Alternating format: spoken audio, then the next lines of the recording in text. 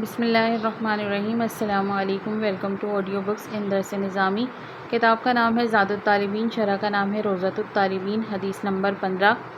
وعن عبداللہ بن مسعود رضی اللہ تعالی عنہ قال كنا یوم بدر کل ثلاثۃ علی بعیر فکان ابو لبابہ وعلی بن ابی طالب زمیلی رسول اللہ صلی اللہ علیہ وسلم قال فكانت اذا جاءت عقبۃ رسول اللہ صلی اللہ علیہ وسلم قال نحن نمشی عنک قال ما انتما باقوى منی وما انا باغنى عن الاجر منکما۔ حضرت عبداللہ ابن مسعود رضی اللہ تعالیٰ عنہ فرماتے ہیں کہ بدر کے دن ہماری حالت یہ تھی کہ ہم میں سے ہر 3 آدمی ایک ایک اونٹ پر سوار تھے۔ چنانچہ حضرت ابو لبابہ حضرت علی رضی اللہ تعالیٰ عنہما نے عرض کیا کہ آپ کے بدلے میں ہم پیدل چلیں گے۔ اس پر آپ صلی اللہ علیہ وسلم نے فرمایا، نہ تم مجھ سے زیادہ پیدل چلنے کی طاقت رکھتے ہو اور نہ ہی آخرت کے ثواب حاصل کرنے میں مستغنی ہوں۔ یوم بمانی دن و جمع ایام، اور بعیر وہ اونٹ جس کی عمر 4 سال یا 9 سال ہو۔ جمع بوران آتی ہے، زمیلی سواری پر پیچھے بیٹھنے والا، ساتھی ہم جماعت۔ جمع زملاء آتی ہے، عقبہ باری، جمع عقب آتی ہے۔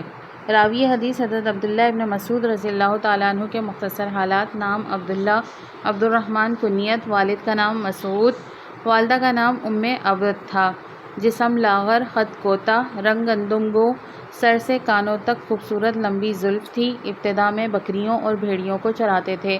ایک واقعے کے بعد مسلمان ہوئے اور پھر ہمیشہ کے لیے اپنی پوری زندگی آپ صلی اللہ علیہ وسلم کی خدمت میں وقف کر دی۔ اولاً حبشہ کی طرف ہجرت کی اور پھر مدینہ منورہ میں مستقل ہجرت کر کے چلے گئے۔ فقہ حنفی کا دار و مدار زیادہ تر آپ رضی اللہ تعالیٰ عنہ کی ہی روایات پر ہے۔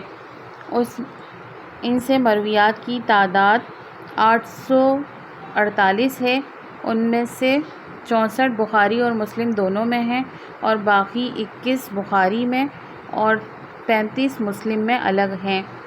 عمر 60 سال سے تجاوز کر چکی تھی اور 23 ہجری میں انتقال ہوا۔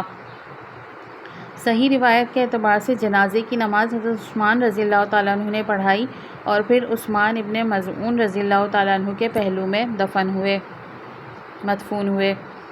نحن نمشی عنک، اس سے معلوم ہوتا ہے کہ آپ صلی اللہ علیہ وسلم کے اندر کس درجہ انکساری اور تواضع تھی۔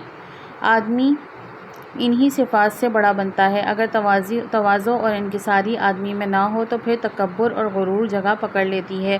پھر آدمی اپنے آپ کو خود ہی بڑا سمجھتا ہے مگر لوگوں کی نگاہ میں ذلیل ہوتا ہے، جیسا کہ ارشاد نبوی صلی اللہ علیہ وسلم میں ہے، من تواضع للہ رفعہ اللہ ومن تکبر وضعہ اللہ۔ جو تواضع کرتا ہے اللہ اس کو بلند کرتا ہے اور جو تکبر کرے اللہ اس کو پست کرتا ہے۔ اس حدیث سے دوسری بات یہ بھی معلوم ہوتی ہے کہ آپ صلی اللہ علیہ وسلم اپنے آپ کو صحابہ کرام کے ساتھ ساتھ رکھتے تھے، کوئی امتیازی شان نہیں ہوتی تھی، جیسا کہ اس حدیث میں ہے کہ جہاں پر آپ کے پیدل چلنے کی باری آتی ہے تو آپ صلی اللہ علیہ وسلم پیدل چلتے۔ اسی طرح مسجد نبوی کے بناتے وقت آپ صلی اللہ علیہ وسلم بھی عام صحابہ کی طرح محنت فرما رہے تھے اور پتھر اٹھا کر لا رہے تھے، اور اسی طرح جب سفر میں کھانا پکانے کا مسئلہ آیا تو سب نے اپنے اپنے کام کو تقسیم کیا، تو آپ صلی اللہ علیہ وسلم نے بھی اپنے لیے جنگل سے لکڑی لانے کا کام اپنے ذمے لیا۔ قال ما انتما باقوى منی، اس جز سے بھی آپ صلی اللہ علیہ وسلم کا خدا کی طرف اپنا احتیاج اور بیچارگی کا اظہار کرنا ہے۔ اگرچہ آپ معصوم تھے اور خدا کے سب سے زیادہ قریب تھے، اس کے باوجود خدا سے سب سے زیادہ ڈرنے والے تھے۔ یہ حدیث مشکات میں باب آداب السفری صفحہ نمبر 339 پر ہے۔ پوری حدیث بعینہ انہی الفاظ اور انہی راوی کے ساتھ آئی ہے۔